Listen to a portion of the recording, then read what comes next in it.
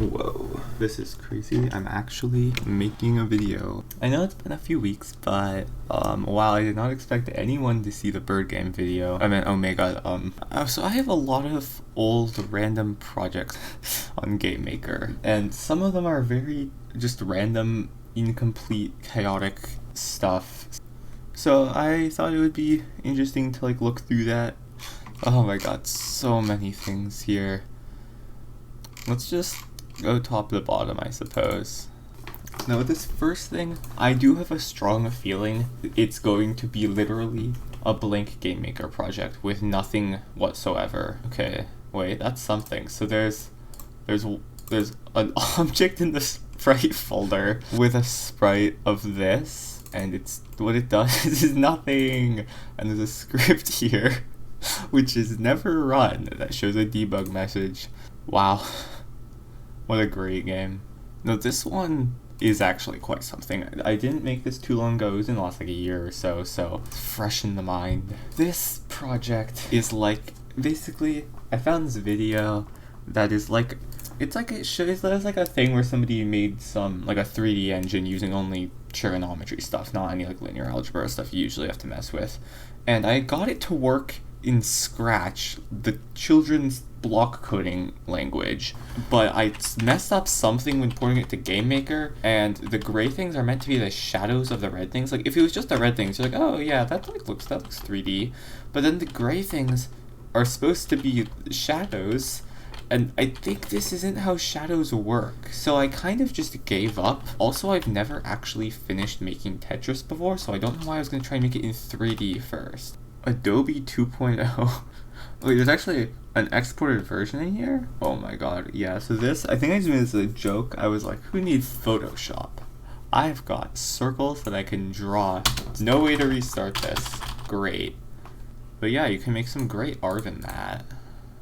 Now this is a project that I actually finished. I'm probably not going to go too into depth on this, since it would take, I could literally make an entire video on this one project. And so this one I made for a game jam, so I made it in like 3 days, I think, but it took so long. I like basically only worked on this for like 3 days straight. Yeah, so as you can see, a lot of stuff going on compared to the other ones. There's like a billion sprites here. Actually, it's not too many. It's a few. There's a lot of sprites, and then like actual sound effects. It's crazy.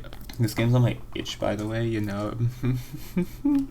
I don't know what that sound I made was. The frog goes on. Yeah, I'm not gonna play this, but like, as you can see, like, this actually looks like a decent game. Like, what?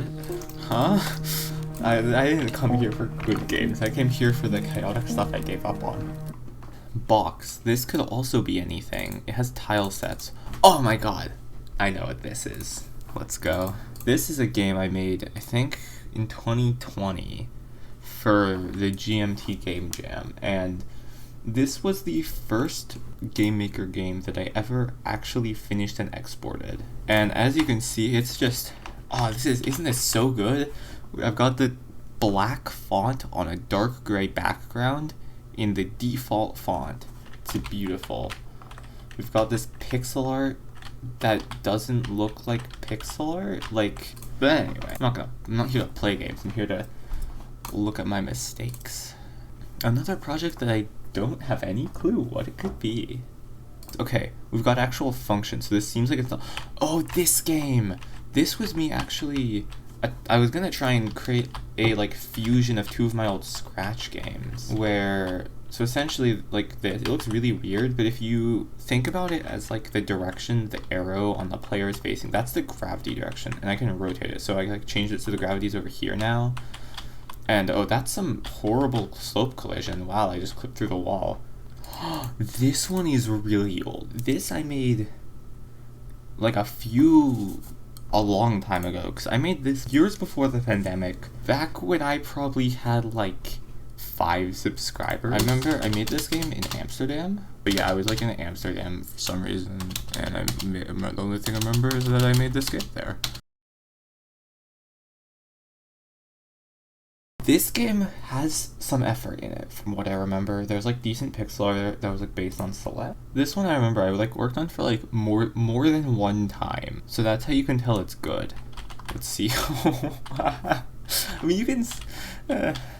let's see. I cannot go out of bounds. Nice. I do jitter when I walk into walls. It's also labeled as gamer. I remember making these vines. God, I could have made this art so much better if I'd like made it more recently.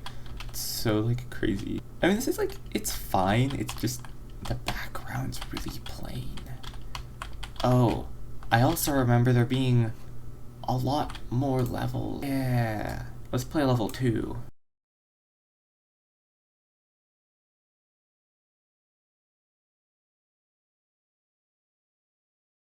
What is this? Who is this? What? Okay. I think I might have a vague memory of what this is. Let's go. This is so cursed. Okay, how do I control? Wait, can I control? So I can use arrow keys to move and up to jump, but I have to use the mouse to shoot these things. It's actually kind of cool looking. Like, I feel like I was just like didn't know what to do, so I just like threw some stuff together, and like I could see this being a game, like just going through like a bouncy dungeons, like shooting everything. Maybe I should do that sometime. I don't know. This one's kind of cool. Basically, I was watching, I think it was like a Sebastian Leg video where he was like making a little spider thing. But he like showed briefly like how he did inverse kinematics, and I was like, oh, I could do that. So I did that, but for some reason I turned it into a rope. It like works, and it like allows for customization and stuff. I've actually used this in at least one game, maybe 2. I've used this in 2 different games, and this is essentially me and my friend's attempts at creating an RPG, except we didn't have any gameplay or game design knowledge, and eventually decided maybe we shouldn't make a full-scale RPG until we know what we're doing. So as you can see, this is just like testing out some basic like enemy AI. It's kind of dumb because it kind of just, if you get too far away, it gives up. Also, yeah, they don't know that walls exist. This is great gameplay. Now, this one I'm sure is going to be very different from the last one because it's the same game again. Now, as you can see, there's some actual stuff here. There's some boss battle. Oh, so I think we had some actual gameplay. Can you run? You can, but it barely makes you any faster. So if you talk to this guy with space, don't mind me, I'm just here. Honestly, great interaction there. We actually had like decent gameplay though, because like if you go, yeah, like health bars, combat. I don't think there's like leveling or anything, but like this like feels like it could be the start of a game. And yeah, we had like an insane amount of plans for this. It's also actual health bar. Let's go. But we didn't ever do most of it, and the game crashes if you go over there. That's nice. This one's another one of the few games I've finished. It was a puzzle game that I made, I think, in maybe a week, maybe a little less. I think the early puzzles are good, but then like the later ones are a little stupid, and either like the solution's just really unclear, or there's like too many alternate solutions or other stuff like that. And you like, it's like a Sokoban game kind of thing, so you have to put them on the thing and then they unlock stuff. So like, but then the thing is there's these portals, and you have to like mess around with the portals in order to get stuff to go where you want it to go. And then, yeah, some of the mechanics of the portals are like a little weird. So people always just got really confused and like didn't know what to do. This one is called PP Project. And the reason why is because at my school there's this thing called the Personal Project. And for some reason, I named this PB Project for Personal Project. I didn't think through the name. So there's just project twice. Anyway, I never actually finished this game, which is probably bad because I made it for a school thing, but we don't talk about it. I like just tried doing way too much stuff. Actually, some stuff's good. Like if you look at these, like instead of just having contact damage, the monsters actually have to attack you. Like in like it was like based off Don't Starve. The only issue, the monsters have this slight thing where if you go in a circle, they all fuse into one. I actually created a decent amount of the level, I believe, except for the fact that I planned there to be like 10 levels, and I created like a decent amount of the map of 1, and none of the rest of them, and maybe like the tiniest little bit of gameplay. Yeah, it wasn't great. Now this one, yet again, no idea. Let's see what's here. Oh, I remember this. This was cool. This was a cool game. They essentially, I don't know what that is. What is this? What is that bar? Anyway, essentially the idea is that it's a little, so it's basically a JSAB clone to start out. Like, you can tell that this is just JSAB. But the idea was that, it's like a bullet hell where you have to, like, avoid enemies, except that all the enemies track whenever an enemy spawns, it tracks your movement of whatever you did last, which honestly you can't even tell because they wait so long to appear and it gets so chaotic, but that was like essentially the idea. So is that the enemies like track what you did, which is a cool concept, except I kind of just stole the idea from Celeste and I was like, but what if it was JSAB? And then never added a health bar, and also I'm glad I didn't do that because this would be literally like impossible. PVZ. Oh, this one's gonna be great. Oh my god. So this, you might be able to guess, is like kind of a PVZ clone. I also think I'd made this before I knew how to use inheritance, so this would suck. What is this? I mean, you can see this basic Plants vs. Zombies stuff. There's a grid, you can place stuff on it. Weird that it went on the... Okay, anyway, you can get sun. I really do want to make this sometime. So we've got sunflower, like actually like finish this. This game, okay, I actually really like this one. So this one, I think I created because I was like showing one of my friends how to do some basic platforming stuff. So it's really chaotic looking, but there's like tiles, there's a platform, which I rarely program into games. There's also these little urchin fellows, they're so cute, I love those. I do really want to put those in a game at some point. The best sands, oh I remember, this was, I might have made this for a YouTube video, but I don't remember if I did or not. I think I did, but because I forgot, I'm just gonna go in here anyways. This was me trying to make a Sans boss fight in like an hour, I think. I gave myself an hour. So really, oh, that's awful, okay. So the probably jankiest Sans sprite I've ever seen. Those are some great guys. Oh, what is this? This is like, this is just not possible. I think I actually did beat this in the video. The Fog. This is from 2021. Whoa. Gameplay. That's not allowed. This was a game that I was making based on Diminish. If you've ever seen Diminish, it's like that like YouTube series where there's like a really creepy game. And so like the art style and stuff, just like the eerie darkness of it all was based on that. Oh, you can actually get up here. I remember I created some cool stuff for this. This one is a horror game. And by that, I mean if I worked on it for more than one game, it might have been. More than one day. I just said game instead of day. Wow. Yeah, essentially the idea was that it's, if you've ever heard the things like, oh, you get like $1 billion or something, but there's an immortal snail that will chase you forever and ever. This was essentially going to be that, where you're essentially being chased by like a really weak monster, but it like is indestructible. It can just like break through walls and stuff. I even like had an idea for like a little like lore story thing at the start where it's like, oh, like people are talking about like, oh, the immortal snail or whatever, but then like the immortal snail actually comes after them. Also, I don't know why I made all the sprites so like bright if this was supposed to be a horror game. Triangle Simulator 5. This game, if you're like for some reason, someone who's like a fan of my itch.io page, and you've actually noticed that I have a game there called Triangle Simulator 4 Deluxe, which is the most ridiculous game for a like pretty boring platformer game where you play as a triangle.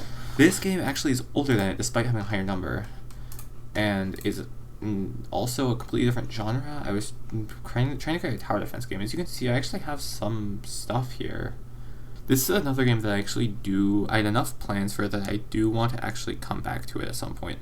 I also tried creating a triangular grid, but as you can see, that's not how a grid works. Sorry. Wow. I really hate this. I don't know what this is or why I hate it so much.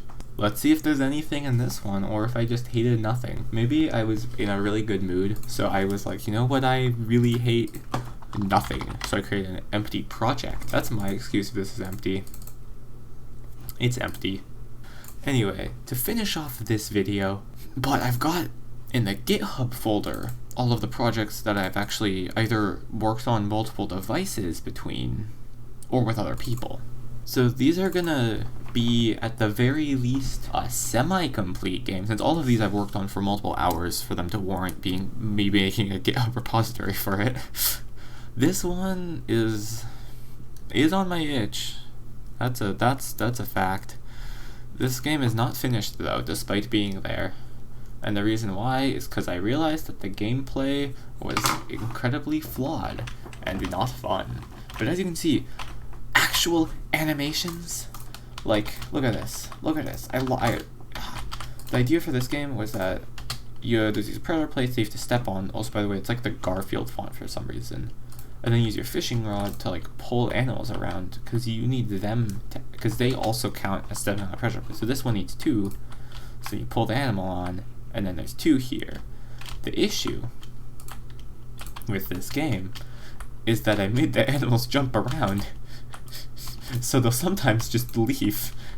They'll just jump off the pressure plate. But the thing is, I wanted the animals to like feel like actual animals, like they like have like minds of their own. So I couldn't just make them not jump around. Also, even the rock can jump for some reason. Okay, so this game is the long-awaited sequel to Package Co., the game I showed earlier that was really bad. Wait, that's so vague. Essentially, this game actually is kind of decent, I think. So, first of all, inverse kinematics on the ropes, let's go. Actual rope physics, not just a line between the players. It's insane. This is an older version of it, too. The newest version, I think, is just only on GitHub for some reason. Anyway, so you can press something. Or you can press X to switch players. So you can switch to this little guy, and you can step on this, and that'll make this thing fall down. Oops, I forgot I had the thing where I can move players. And so this is like the package, and as you can see, it can like move on the rope and then like swing off of it. It took so long to get that to like work well. Oh, and then if like also if these are like too far away, they'll like pull each other towards each other, and it's like if you send one off just like a clip, it's like really janky. If I send one over here, it'll just like break the game. Yeah. So this is actually a full game, and by that I mean there's maybe 20 levels, so it's like playable. So you go into like different worlds, and as you can see, I've already beaten the game, and because I actually had a save file for this one. So like there's like basically the idea was if you combined The Witness with a Sokobun style game with Snake, that was the idea behind this. But originally, after you defeated, I forgot, I didn't even make this area. Yeah, the end. Unless this game gets updated, which could happen, but probably not. Wow. Yeah, that's the game. I kind of just spoiled the ending. Sorry about that. I was planning on adding a 4th world and then a bunch of meta puzzles, and there's gonna be new game mechanics and stuff. But I was just like, I worked on the game for a while, and I was just getting like really burnt out of working on this specific game, so I was like, I'm gonna stop. Anyway, I'm gonna end this with Triangle Simulator 4 Deluxe, the game with the stupidest name I have ever made. It's not like actually no, that's a lie. I made a game called Stake the Snake and the Break. No, Stake the Snake and the Wake of Snake, including Break the Break. Maybe this is second. And then it's like it has a fancy aesthetic. I feel like it's like trying to be like cool and minimalist. Yeah, this is actually like not a full game. This is like I think about 20% of what the full game would have been. But the early gameplay, that was not meant to act like that. Did I just discover a bug that I never discovered before? Question mark. Jimmy. Yeah, there's supposed to be dialogue here, but it's not showing up for some reason. Don't know why. I'm never touching this game again though, so if you think I'm gonna fix that bug, you're wrong. I think it's time to go. Good night. Goodbye. It's not nighttime. I mean, it's 8, but that's not late. Wow, that was really a poem I just made.